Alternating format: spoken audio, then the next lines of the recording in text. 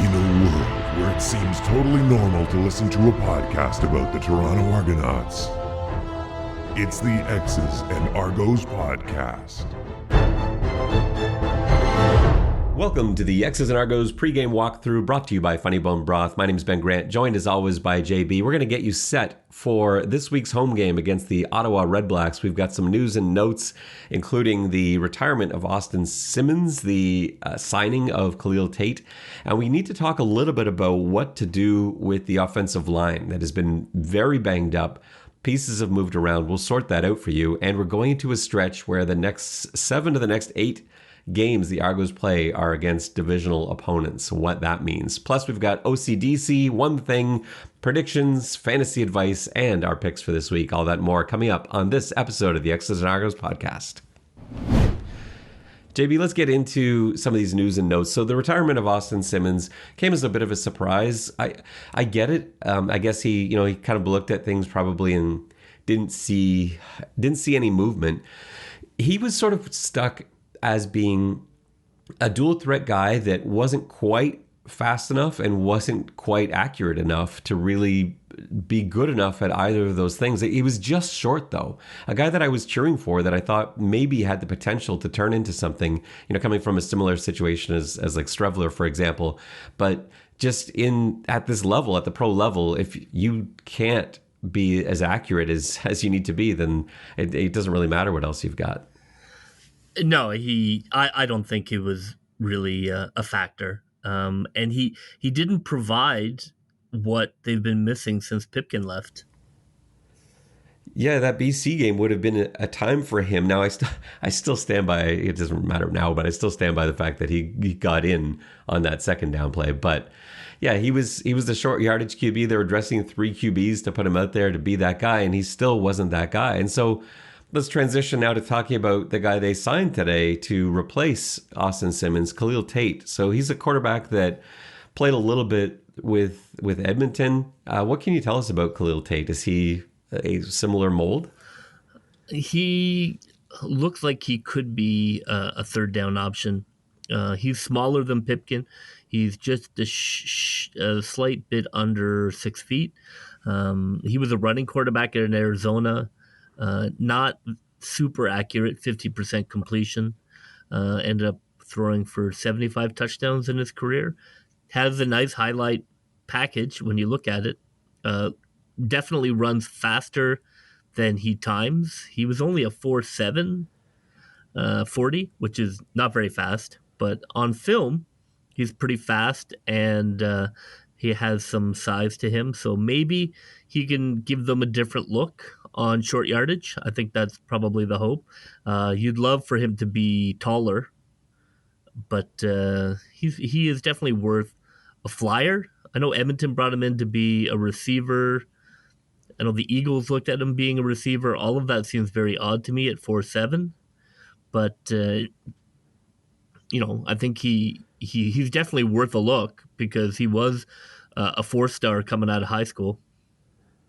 Yeah, he was supposed to be like the next big thing for dual threat QBs, but I guess just the accuracy wasn't there. But I think what you're saying about the slower time, maybe not looking like that on the field, I think that's probably why NFL teams and Edmonton would bring him in, because they obviously see more than what he timed as a 4.7 guy. But yeah, I hate to dress 3 QBs. I just don't want to do that.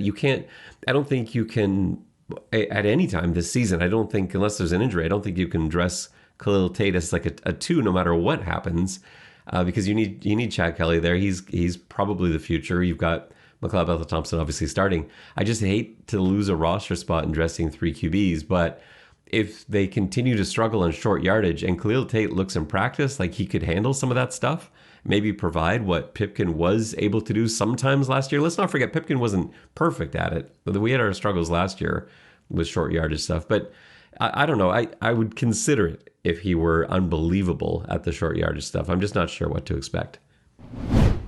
Let's get into the offensive line, JB. It was such a disaster last week. Everybody seemed to get hurt. So we had Tate go down, and Tate looks like he's going to be out for some time.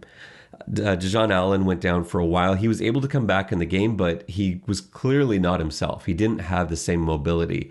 And we know that not just in the way he walked around and just seeing him limp on the sidelines, but the fact that they kept him at right tackle when they had lost their left tackle. And remember, Dejan Allen played left tackle all last season. That fact alone tells you he doesn't have the speed. He's missing a bit of push or explosiveness. Maybe that's to do with the injury. And so Philip Blake ended up playing left tackle, and that was where Gregor McKellar came in, the rookie, to play left guard, who actually looked pretty good at left guard. But the question this week is, let's assume that all those guys except Tate can go, and I think that's going to be the case. I think Blake and Allen and the rest of the line are going to be able to pull it together for Ottawa. Are you in the school of thought that you want to try and move as few pieces as possible? Or do you want to get your best 5 guys on the field, whatever that means? Maybe that means having 3 guys play out of position. Yeah, I think initially I was about not moving as many people and having people in the wrong position, but I've come away from that. I think the issue is you can't have a hole in the boat, whether it be in the secondary or the offensive line. You can't have somebody, as the old, the no donkey rule. You can't have somebody who can't get it done. I think if you have everybody at 75% because they're out of position, that's better than having a gap on the line where somebody is at 50% because it's just going to be exploited all game. So yeah, I think you do have to get your best 5 out there and do the best you can. It is a little risky, I know, when guys play out of position or flip sides. You do run the risk of a little bit of injury because everything is suddenly flipped, and that can definitely be a challenge in terms of muscle memory and everything else. But I do think you get your best 5 out there and you try and hold the line.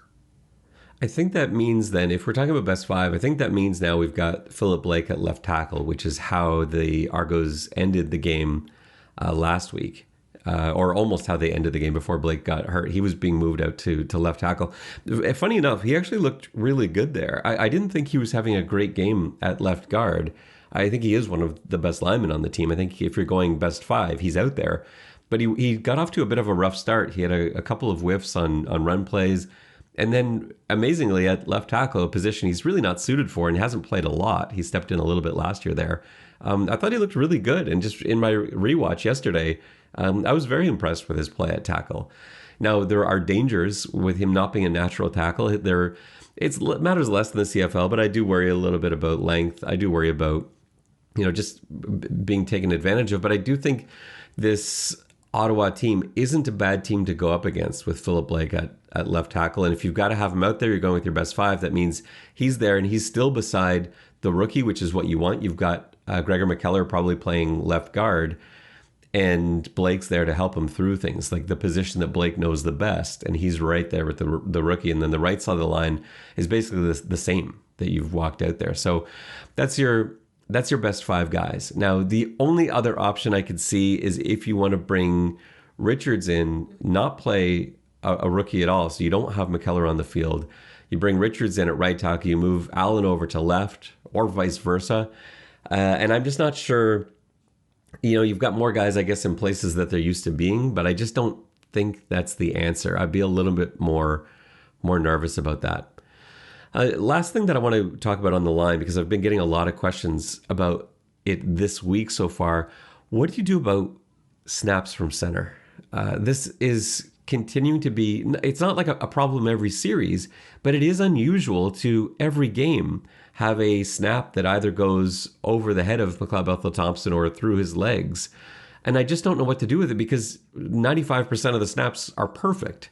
But one snap a game and in a couple games, 2 snaps a game have been off. Like, how do you fix that at this point? I don't really have the answer to this.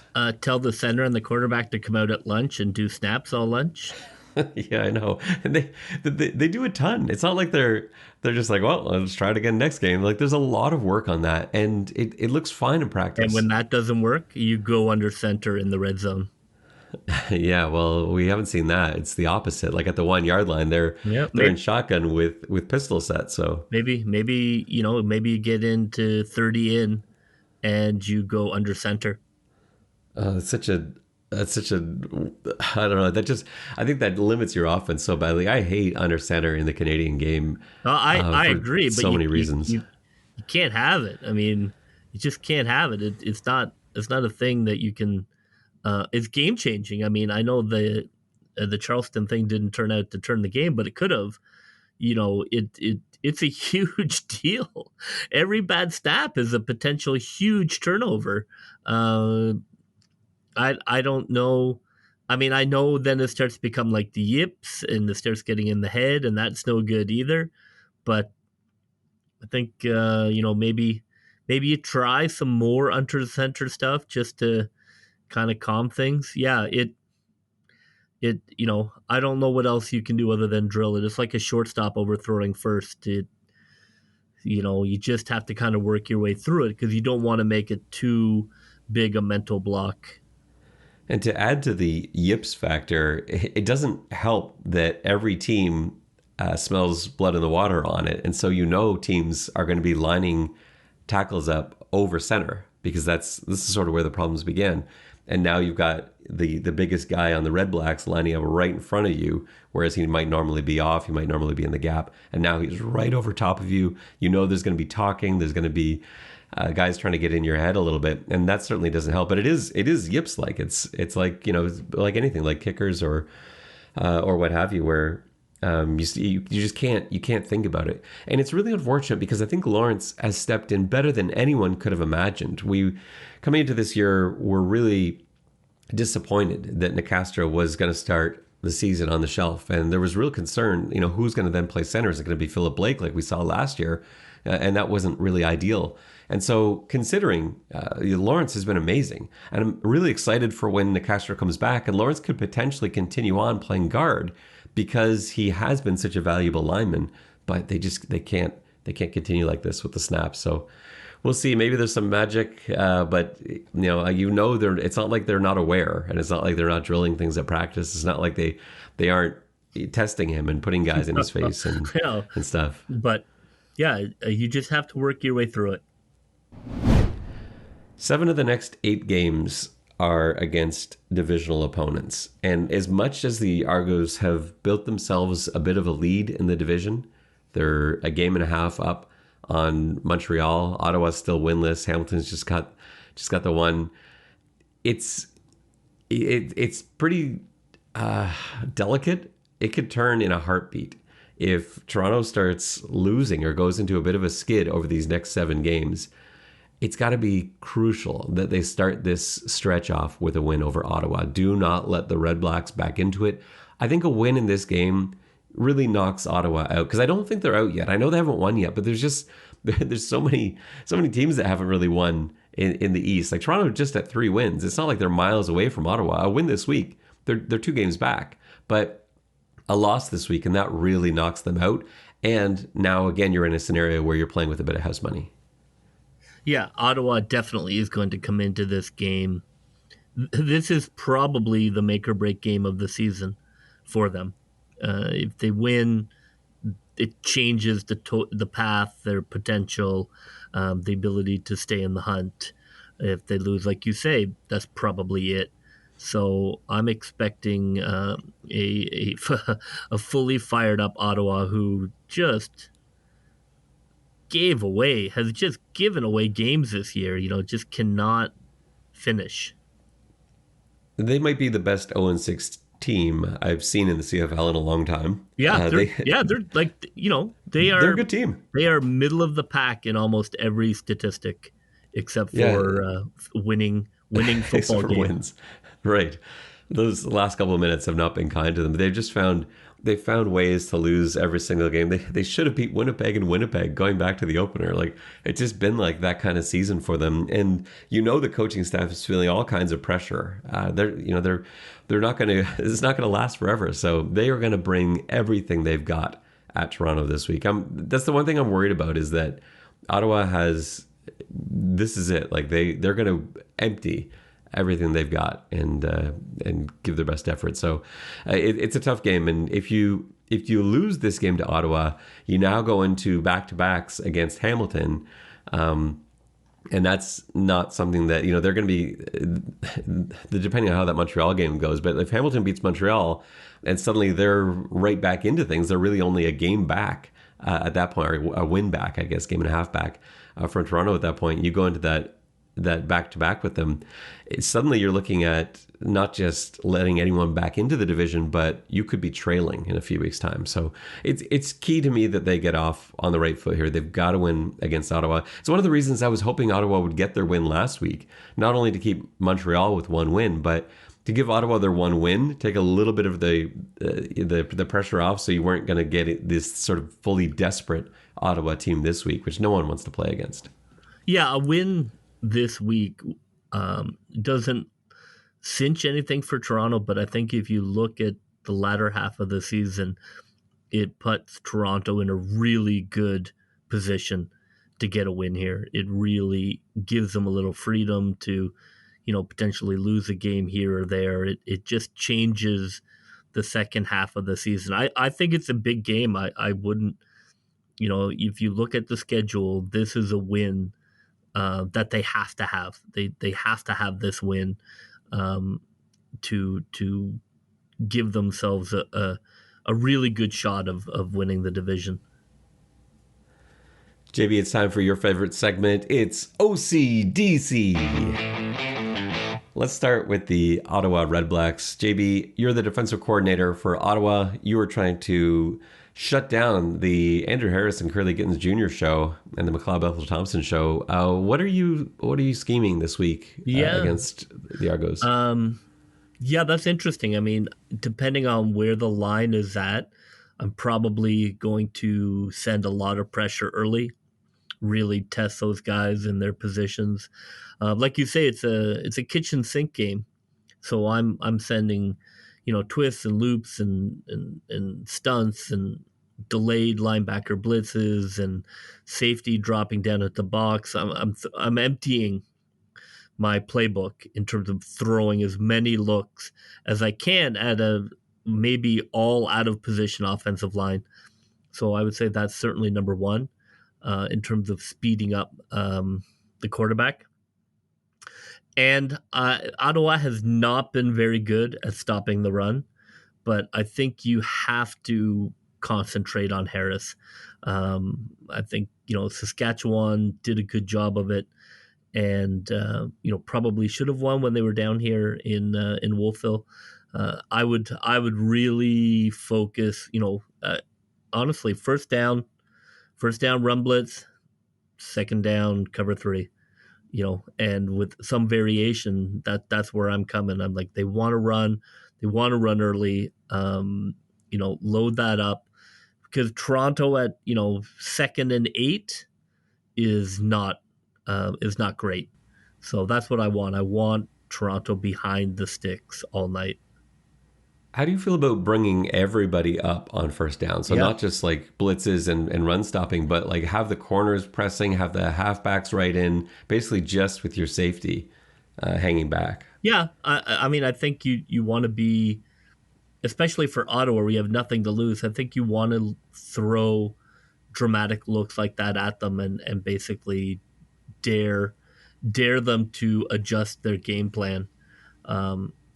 Toronto knows. I mean, obviously, Toronto knows that teams know they like to run on first down. This is no big corporate secret.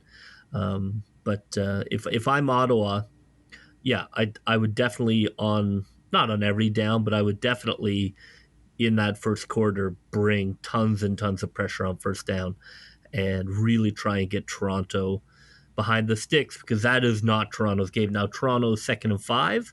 Now we're going, and now the team is on schedule and rolling. It's a team that that likes to be on schedule and can really like sputter and kind of get all wrapped up in itself when things are not going well.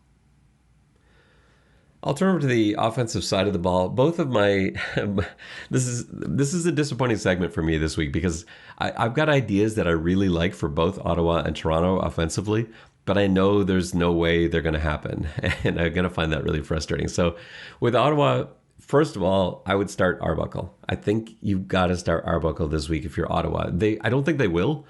It's tough because Caleb Evans actually played a pretty good game last week. Arbuckle had one throw, 47-yard completion, but Evans played really well. He gave them a chance. He threw a nice ball that really should have been caught to tie things up right at the end there.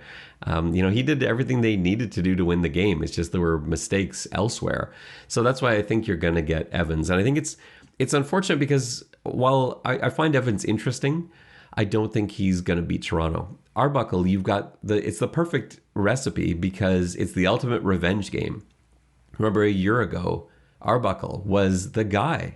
He did all those preseason interviews. You are now the guy in Toronto. I remember him doing an interview talking about the season opener against Bo Levi Mitchell in Calgary, and him hoping this was the start of many years of facing Bo, Toronto, and Calgary, and in this matchup. But he was the quarterback. He was the next thing. He was going to be the quarterback in Toronto for many years to come. And we saw that obviously didn't last, and now he's bounced around again. He would love nothing more than to beat Toronto, and that just goes along with the theme of everyone else. The coaching staff desperately needs the win. I think you start Arbuckle. He's just like everyone else, going to give you everything he's got. And I think his game lends itself to beating the Argos defense. I would send him out there with 1 billion RPOs, short, accurate passes, which he does well. And Toronto's defense will allow you to walk down the field that way. They're not, the DBs don't tend to press. They don't tend to walk up really tight, and they're going to give you short passes and dare you to walk down the field. And most quarterbacks can't. Most quarterbacks in the CFL just can't string that kind of drive together. And that's one of the reasons Toronto's defense has been so successful. But Arbuckle does bring that short game accuracy. So that'd be my strategy. Put together drives, chew up the clock, short, accurate passes. And then when you're running, I like zones to the left. You follow Cambray Williams, off tackles to the right, Hunter Stewart pulling to kick out. It's tough against Toronto because with Oakman in the middle, it's tough. Like once you get to guards pulling out, Oakman can be such a menace. He's so fast that he'll sometimes follow the pull. He'll sometimes just get right in that puller's pocket, and whoever's supposed to down block or pick him up can't. You ideally want to double team him, so that does make it tough. But I think that's got to be the strategy of with the run game, because you obviously need the run game to be a big part of your offense. JB, let's flip to the good guys. So you're Toronto's DC. How are you stopping the Ottawa Redblacks, who put up a lot of points last week? Yeah, they are a good offense. They are ranked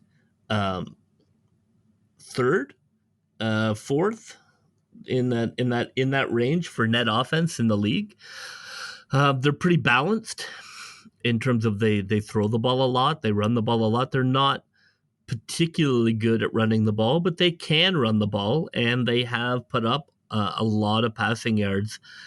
They lead the league in passing plays over 30, but they don't pass for touchdowns very often, and they have a lot of I think quarterback sneak rushing touchdowns, which is skewing that rushing touchdown a little bit. But they're not.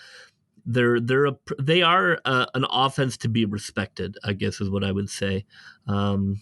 They look to stretch the field, especially when they're in their own 20-ish area. So I think defensively you're looking for deep posts, and they're looking to not score touchdowns there, but really kind of stretch the field. So don't get sucked into being too aggressive. The line has not given up that many sacks. So I think that you have to respect their ability to get the ball downfield when you're in the Ottawa zone. And then as they start to move down the field, I think you can become a little more aggressive, and you can start sending some secondary blitzes. And, I think that you don't have to run blitz to stop their run. Their run is okay, but is not elite.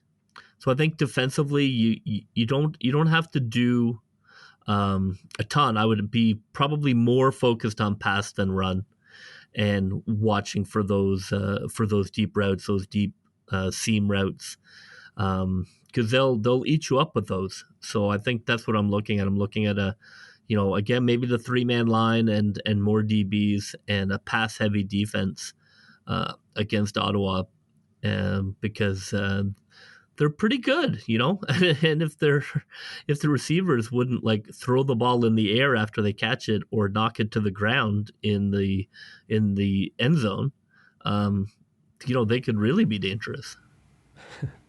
That was, I know how frustrated you were last week. That was the difference between you having a perfect week and picks, was that drop ball in the end. Like, there are people with more on the line, like LaPolice, for example, but yeah, you couldn't have been happy at the end of that Ottawa-Montreal game. No, I wanted to cut both of them. I mean, the one guy gets tackled and just throws the ball in the air like a grade 9 kid.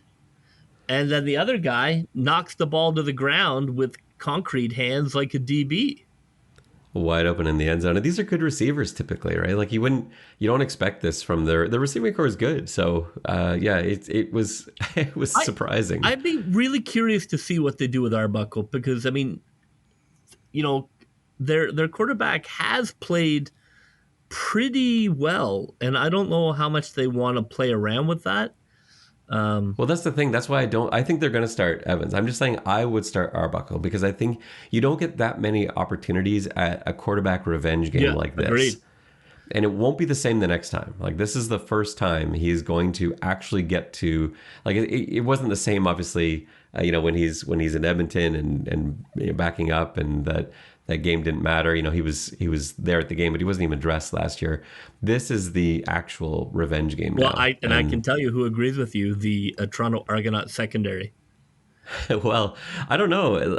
They handled Caleb Evans pretty efficiently last year. Evans had a lot of trouble against the Argos defense. He's not an accurate quarterback. You have to force him to be accurate, right? Keep him in the pocket, force him to move the ball in 7-yard chunks, and you're fine. If you start chasing him, or you don't keep your edges, and he can get out and throw the ball 35 yards, that's what he wants to do when the deep coverage breaks down. So, yeah, that's the focus for sure. Is if it's not Arbuckle, I mean, that's the problem. Is you have very different game plans for what you want to do against these quarterbacks, right? With Evans, you want him, in the pocket. You want him to make 10, 12, 14 pass plays down the field. And with Arbuckle, you don't want that at all, right? You're daring Arbuckle to throw the ball deep or to the right side of the field. And left side of the field. Or the left side of the field, he only throws right. But that's the issue too, though, because if you start Arbuckle suddenly, there's no way they've spent a lot of time going through Arbuckle by the time we get to Sunday's game. They just won't. The Toronto's not expecting Arbuckle to start this game, so there'll be some talk about it. But it's mostly going to be focused on Caleb Evans, and there's such different quarterbacks that also gives you an advantage. So, yeah, I stick with that. That's my plan for Ottawa, but, yeah, I don't expect to see it. With Toronto's offense, here's another plan I don't expect to see, which is frustrating to me. So I'm going to give you what I would do and then what I think we'll probably see. So what I would do is I would spread 6 wide. We saw that a little bit last week in Saskatchewan, a little bit of 6 wide stuff. Harris is a good receiver. You keep him on the field. It's not like you're replacing him. You keep him out on the field. And first of all, you can put some real pressure on their linebackers, on Auclair, on Williams, to get them out in coverage, which isn't necessarily what they do best. And especially matched up with Harris, who is a good receiver, who runs good routes, has good hands. And suddenly you've got a pretty dangerous 6 wide. But the other reason you do that is going 6 wide makes it a lot easier on the offensive line. It's sort of counterintuitive. You'd think, well, having 5-man protection, doesn't that make it tougher? You don't have Harris there to help out with the line. It's true, but it's also much more difficult to disguise what you're doing as a defense. You basically have to commit to declare like what your intentions are. So when you go 6 wide, you're looking at the defense, and all you've got left is sort of a skeleton defense. They're not sending exotic heat from all over the place. Defenders have to declare, they're going to have to commit to what they're doing, and you'll see, you'll sort of out what some of these blitzes are, and it actually makes it much easier on the offensive line. Now, the downside is 6 wide is that you typically don't have a lot of time. It's got to be a quick passing game, but that's what I want anyway. I think you can bully these Ottawa DBs a little bit. I like Sherrod Baltimore. He's one of my favorite non-Toronto DBs, but he's not a particularly big guy. They don't have a ton of size in the defensive secondary for Ottawa, and I think you can beat up on them a little bit there. So from that 6 wide look, I would go with a lot of those same quick screens that we saw in Saskatchewan last week, but you get Harris involved in those too. Quick screens to Harris and get your bigger receivers out there blocking. I don't know if we're going to see Daniels. I kind of don't expect to see Daniels this week, which is a shame because he is one of the better blocking receivers, but Phillips is great too. So, that's something that I would like to see them do. Now, what I expect them to do is to leave Harris in there, go with their standard 5 wide. But if they're going that way, then you've got to get Banks heavily involved in the screen game. And instead of going with the quicks that we saw in Saskatchewan last week, and let me just explain this for people that don't know what I'm talking about. A quick screen like a Z quick or an X quick or whatever it is, it's just the receivers that you're looking at blocking there. So the quarterback gets the ball. They don't even have time to find the laces. They immediately fire it out to the receiver. And it's basically just your 2 receivers blocking the closest 2 DBs, and the receiver with the ball tries to make a move. What I'd like them to do this week, and what I think they may do this week if they leave Harris in the backfield, which I'm sure they will, is to get back to some of those jailbreaks and slip screens that we saw them run all of last year and earlier this year. This is where you now get the tackle to that side running out and taking out a DB. You get those tackles in space. And if you've got, for example, if you've got Philip Blake playing tackle, that's great because he's got good speed. He's a good runner. He moves well. Get him out in space blocking a halfback or a corner, and now get Speedy B the ball. Get him a lot of touches on those jailbreaks, or the Ricky Collins Jr. screen, as we called it all of last season. So that's what I think they will do, but I would love to see them go 6 wide. It's just not going to happen. JB, one thing, we've been pretty lucky. Most of our one things have come through this year, which was not at all the case last season. So give me your one thing. What are you hoping to see on Sunday? Yeah, I didn't get a perfect game from BD, but that's the 61-yarder kind of put that outside the realm of reasonableness. I'm looking for an Andrew Harris touchdown.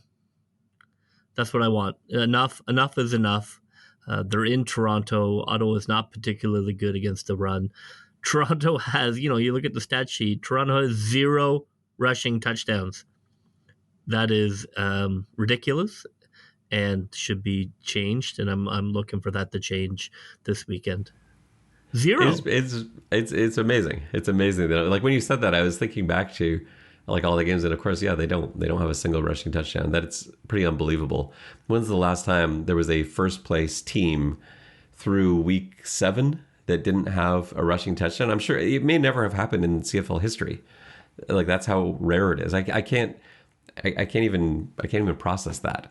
So yes, they have to get a rushing touchdown this week, and Harris absolutely deserves it after his monster game last week. Now, I will say one thing in defense of your BD one thing from last week, winning a perfect game. Did you know that in games this year where BD has missed a field goal, the Argos are undefeated? So maybe you shouldn't be pulling for a clean sheet from Boris Beattie. Yeah, clean sheets are overrated anyways. I don't mind that from a kicker. Especially on a 61-yarder. Like you can't anything like once you get to 45, I think you're rolling the dice a little bit with any kicker. But yeah, all that matters is what you make in the fourth. Yeah. My one thing is I would like the Argos to, this sounds like a negative one thing, I only want them to allow 1 sack. That's their max. That's all I'm budgeting them this week. It's going to be a challenge because the offensive line we know is not healthy. We know there are going to be some guys probably playing out of position, and it just can't get out of hand. You can't have McLeod back there getting hit again and again and again. So 1 sack, that's all you get, Toronto offensive line. After that, we got to keep him clean. If you can keep him clean the whole game, if he doesn't get sacked the whole game, Toronto wins. I don't think there's any scenario in which Ottawa has no sacks and Toronto loses the game. So that's my one thing. What's your prediction? I like Toronto at home. I know there is, you can look at this being a classic letdown game. You just won in Saskatchewan. You're coming home against a team that's, hasn't won yet. I don't think this Argo team is in a position or are likely to feel overconfident. They've been humbled a couple of times. I think this is a team that is really just kind of feeling itself right now. And I think they go out there and take care of business. I like them. I like them to beat Ottawa big. Actually, I like a Blue Jay-esque 28-14 win. Nice. I don't see it being that big a margin. I do see Toronto winning. Just to expand on that, just watching them at practice today, they remain businesslike. It's been an amazing energy, I guess, at practice since the Halifax week. It really started that week, that Monday's practice that week in Toronto, got them off to a great start. It continued, as you saw, in Halifax, and it's just been good practice after good practice ever since. And not everything has worked out perfectly in games, but they've been winning, and that's been part of the difference. And out there on the practice field today, they were at Michael Power today, which is sort of a new look for them practice field wise, but it didn't change their behavior, didn't change the mentality. They were all business. Everyone, was dialed in the moment they got off the bus. So I expect to see a team that is not going to allow for a letdown, because this is the perfect recipe for a letdown. Back-to-back wins against Saskatchewan, winning in Saskatchewan. It's their first win ever in Mosaic Stadium. And to come back and play a winless Ottawa team that is way better than their record, that absolutely needs to win. It's a recipe for a disappointment for an Ottawa win. And so they need to be dialed in, and I think they are. So I think Toronto wins 29-22 is going to be my prediction. I think they hold on by a touchdown. I think it's going to be tight. I think there are moments where it's going to, people are going to be looking at each other like, how are we losing this game, or how is it so close?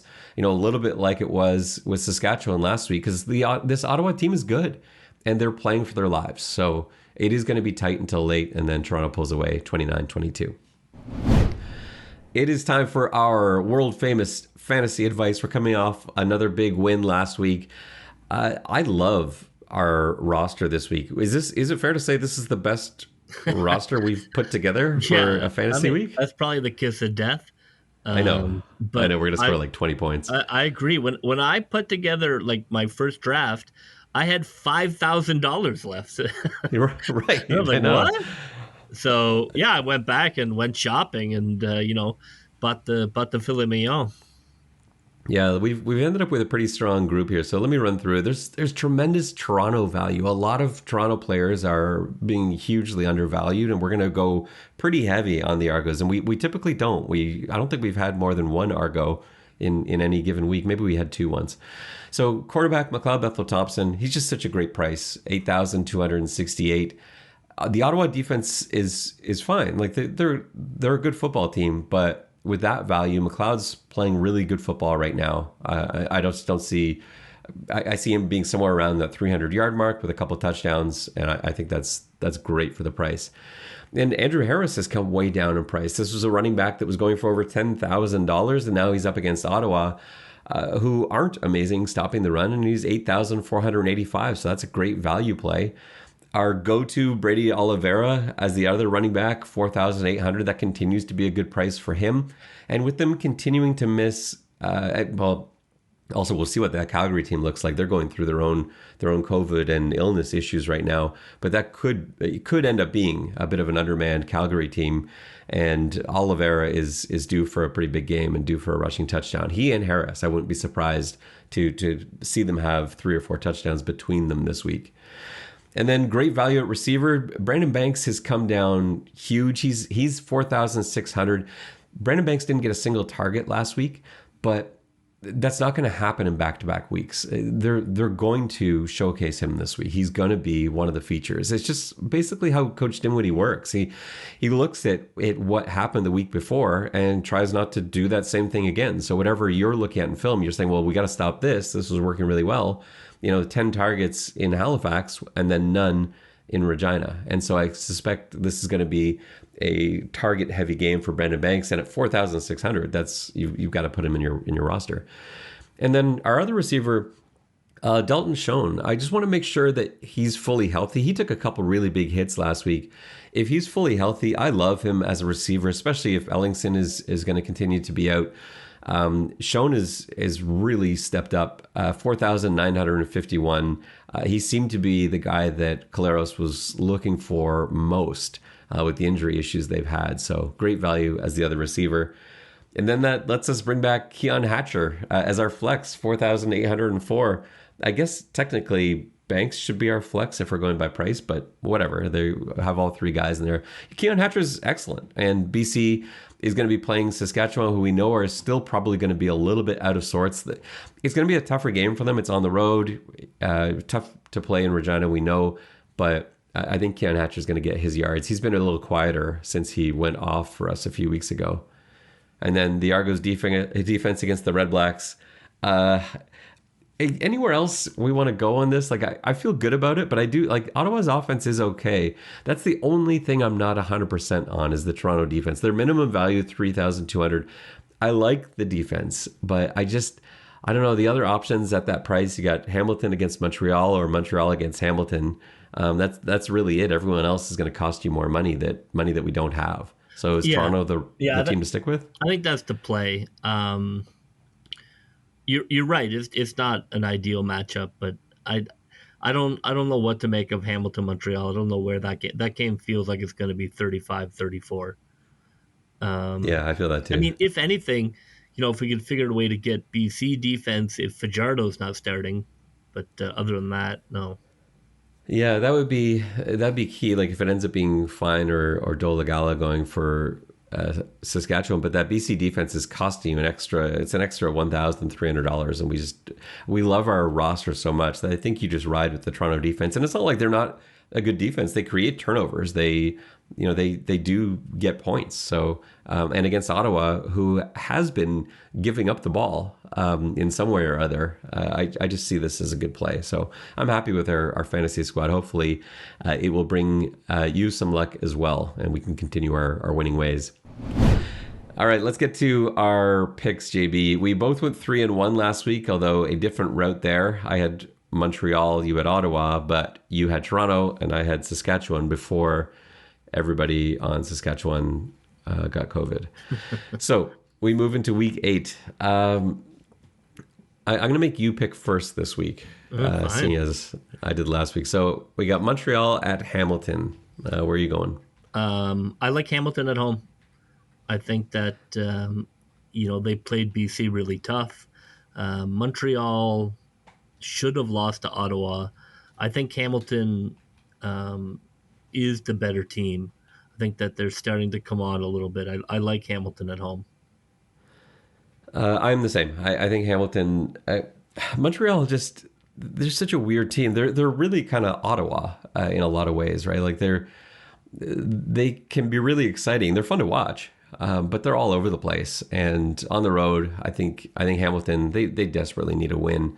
Montreal, not quite as much, and we've seen their willingness to give up leads. Well, so is Hamilton for that matter. But yeah, I think Hamilton has the edge being at home, so I'll pick Hamilton.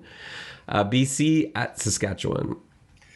Yeah, this was the hardest one because I don't know what Saskatchewan we're getting. Is Fajardo going to be 50%? Is Fajardo going to play? Saskatchewan at home, they just lost 2 in a row. You have to think that they are going to be backed into a corner and are going to come out fighting. Is BC ready? I just don't know how dilapidated or sort of, what state Saskatchewan is in. I'm going to take Saskatchewan at home. That they're going to come out. That they're too good to flush their season, which a loss here would come dangerously close to doing. Yeah, I don't know how they're going to staff this team and whether they go for it or not. I wouldn't personally. Like, I think Saskatchewan's a good enough team that it shouldn't be panic time now. They have not had a bye. We're 9 straight games without a bye or something like that, or week 9 they have their first bye. This is it. So once they finish this BC game, they've got a bye finally. I would rest Fajardo no matter what he says, no matter what the doctors say, no matter what anyone says. I would rest Fajardo. Get him 100% healthy, ride him into the bye week on that, and now come back after the bye, and we're into a stretch run with a much healthier Cody Fajardo.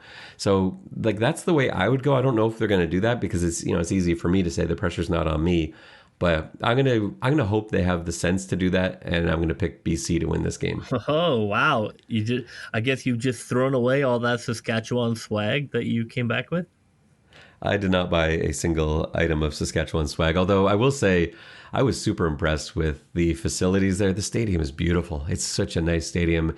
The gift stores, the shops in the malls, like, it's just rider gear everywhere you go. It's the only thing they've got. It's their thing, and they embrace it. But that's to me, I was saying this to you earlier, like, that's what I see the Maritimes being. Like, I feel like Halifax is a bigger population than Regina. There's no reason why they couldn't embrace it the same way. Like, that's their one sort of big thing. They've got other smaller sports like Regina does as well, but like, that was sort of the province's big thing. And everywhere you went were rider hats and rider shirts, rider jerseys. And I'd love to see that in the East Coast, where I think you could set up the same kind of community. This is our team, our squad, our provinces, or our region's team. Did they have visors? They did have visors, which I know has been a sticking point for you because you cannot find an Argos visor. I hate visors, so it's never bothered me. But I love a visor. Yeah, I could have brought you a Rough Riders visor. They have Rough Riders everything. Yeah, come on, Toronto. All right, Winnipeg, Calgary. Winnipeg is at Calgary. Who are you doing with this one? Winnipeg. I'm going to roll Winnipeg. They have, I thought they would have a letdown, and they took care of business. I'm going to roll Winnipeg the way I'm going to, to dump Edmonton. I am doing the opposite. I think Calgary is going to win this game. I think I've gone against Winnipeg a couple of times. Not picked against them. I think I have picked Winnipeg every single week except. Oh no, I picked Toronto over Winnipeg. That's the only time I didn't pick them. But I don't doubt them. But I just think at some point they're going to lose a football game. I think Calgary is probably the right team to do it at home. I know they've had some illness issues, some COVID issues this week. But I just think this is a pretty big game for Calgary. They had such a good start to the season. Losing here puts them right back into the mix with all the non-Winnipeg West teams. So I think they're going to pull out all the stops and win this one. So I'll put Calgary. And for our Toronto-Ottawa, we've both already picked Toronto. So yeah, we've got 2 different games this week. We'll see how that works out for you as you're back in your winning ways. But we'll see how this week goes. Huge game this week. If you get a chance, get down to BMO Field. Sunday kickoff is at 5 o'clock. It looks like it's going to be decent weather. It's such a good environment. If you haven't been out to a game yet this season, it's been a while since the Argos have played at home. Get yourself out to BMO Field. There's a lot of tickets available. You can get great seats. And it's as affordable as you can get in the city of Toronto for entertainment. Get the family out. It's not like a 7:30 start where your kids are going to be asleep on the GO train on the way home. This is the time to go see an Argos game, so I hope to see you out there. That will just about do it for us on this episode of the X's and Argos podcast. For JB, this is Ben Grant saying so long, and may all your pre-snap reads be good ones. I'll see ya.